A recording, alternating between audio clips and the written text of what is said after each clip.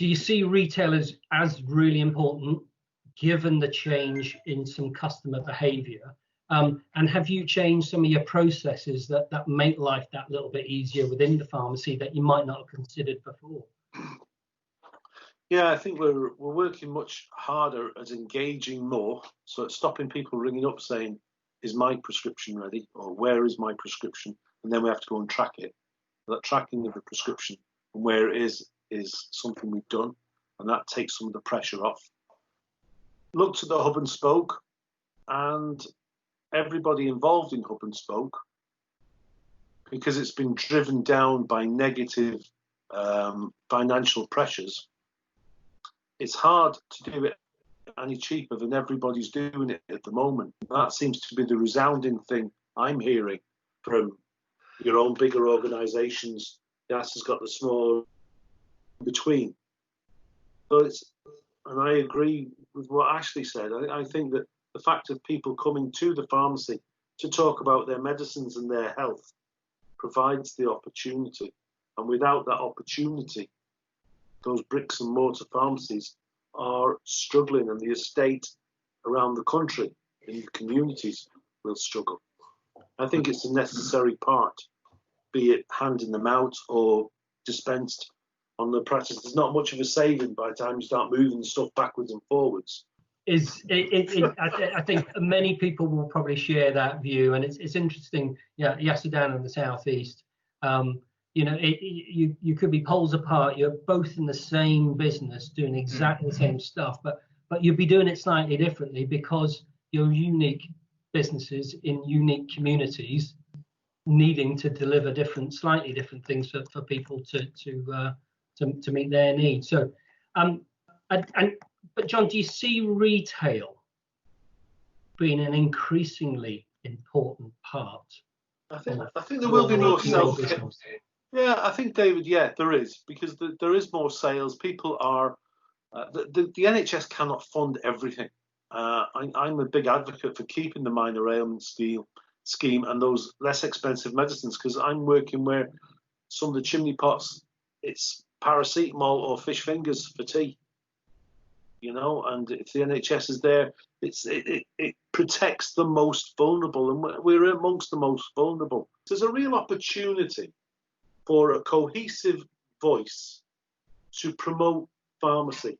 I don't know how it will work going forward, because I know the government are really looking at the wholesale modelling and the vertically integrated businesses and looking for all your figures and stuff. Or maybe it's time to consider running the two operations and that your pharmacies work the same as our pharmacies.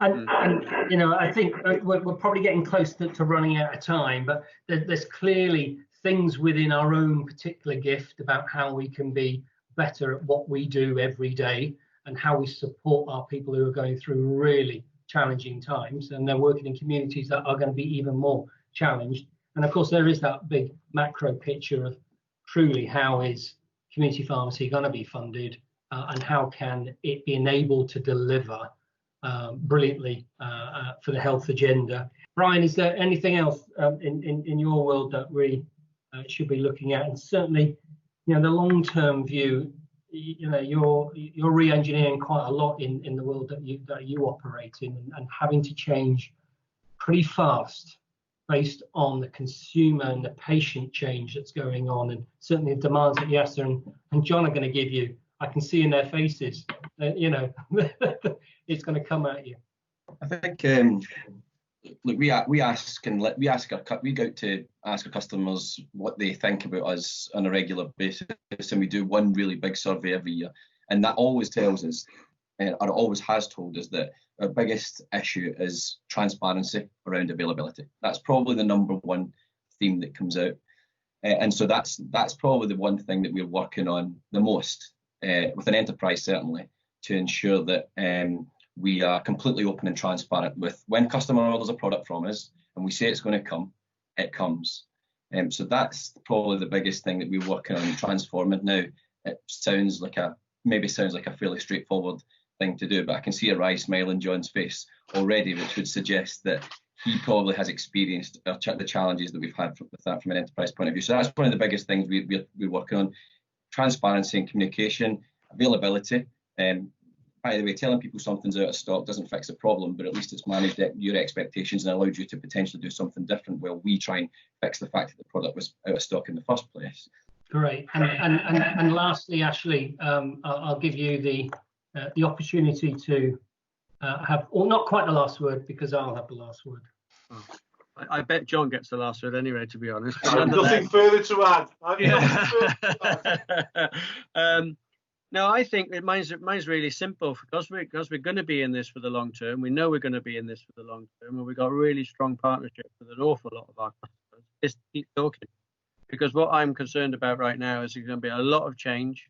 Some of that change will happen at high speed, either on the supply side or on the dispensing side, and we've just got to keep talking so that we're totally in touch with all the issues, but actually all the good things that are going on as well, to make sure that we're really reminding ourselves that we've got a fundamental role to play in people's lives here, and that's something to be inspired by and proud of.